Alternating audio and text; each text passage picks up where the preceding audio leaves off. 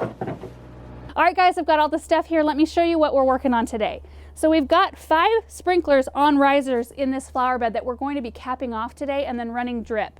The reason why these don't work, one, I don't really like how they look. They kind of stick up like a sore thumb. I mean, they're just always here like this. The second reason is we've got a lot of tall perennials in this flower bed that block the water from reaching other areas of the bed. So the last couple of summers I've been having to drag a hose out and spot watering stuff, and I really don't want to have to do that this year. And the third reason is we have terribly hard water. So we try to not to do any overhead watering if at all possible, because what we end up with is a bunch of white spots all over our green foliage. I mean, you can see, look how white this black sprinkler is. That's hard water. And that's what happens to our plant foliage if we don't water from underneath. So anyway, I just wanted to show you guys the process of how to do that. Maybe you have something like this going on in your garden that you want to fix. So I've got a bunch of supplies here. I've got shovels, buckets to put our soil in. I've also got, this is what we picked up at Home Depot this morning. This is the type of drip tubing I like to use. This is a 100-foot roll, and it's got holes, soaker holes every 18 inches. I find that running them about this far apart from each other in beds really does a good job soaking. Now that's really good for beds that have really thick plantings. So like there's just stuff planted everywhere in this bed, and it would be very inefficient to run individual drippers to each thing.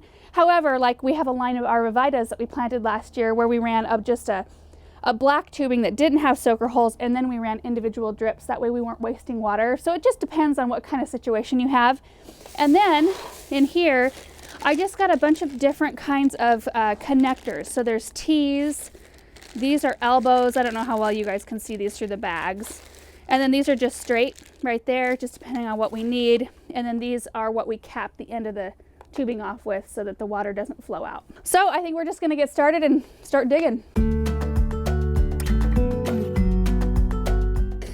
He's gonna start digging. Are you digging, buddy?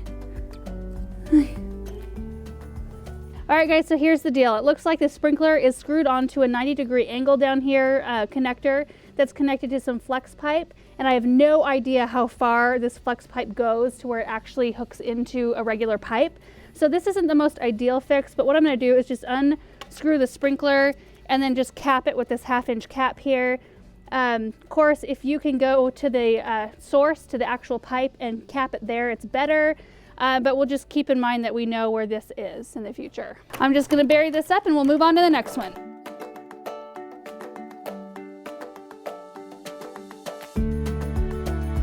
Okay, so this one is a little bit different. You can see I got to the main water pipe, so I'm just gonna unscrew the sprinkler.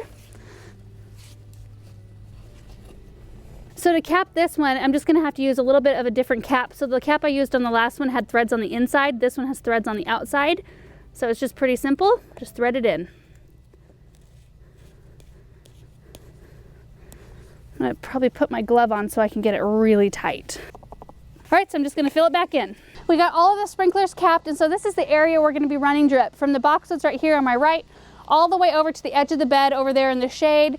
We're actually gonna be tapping into some existing drip line, which I don't know if you can see the white Proven Winners can back there, but that's where we're gonna start. So let me take you over there. So this is the area where there's already existing drip tubing, and this is where I'm gonna be tapping in for my new area. So if we get in close, I'll show you how I do it. All right, so the first step is to take my pruners and cut the existing tubing. Then I'm gonna take my T connector and push it into both sides. Okay, there we go. Then attach one end of your new tubing. And then you just run the tubing where you need to go. And I use landscape staples to help tack down the tubing every so often.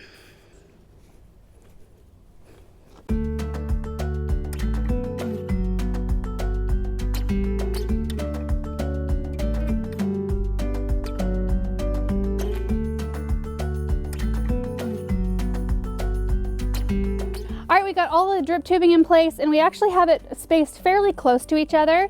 And this is how we have to water in high desert. It's just the way it is here because it is so hot and we don't get hardly any rain, like maybe 1 or 2 storms every single summer, and very little humidity. So we have to irrigate all the time to keep things green and alive. And then of course I spaced them fairly close because I have a ton of perennials in this bed. So instead of running individual emitters, like I said, we need to run the tubing a little closer to each other so we have better coverage. And also watering from below instead of watering overhead with a sprinkler will avoid the hard water issue that we have. And I'm jealous of those of you who get a lot of rain and that can water things with a big sprinkler and just have everything look really nice and lush. That's just not the name of the game here.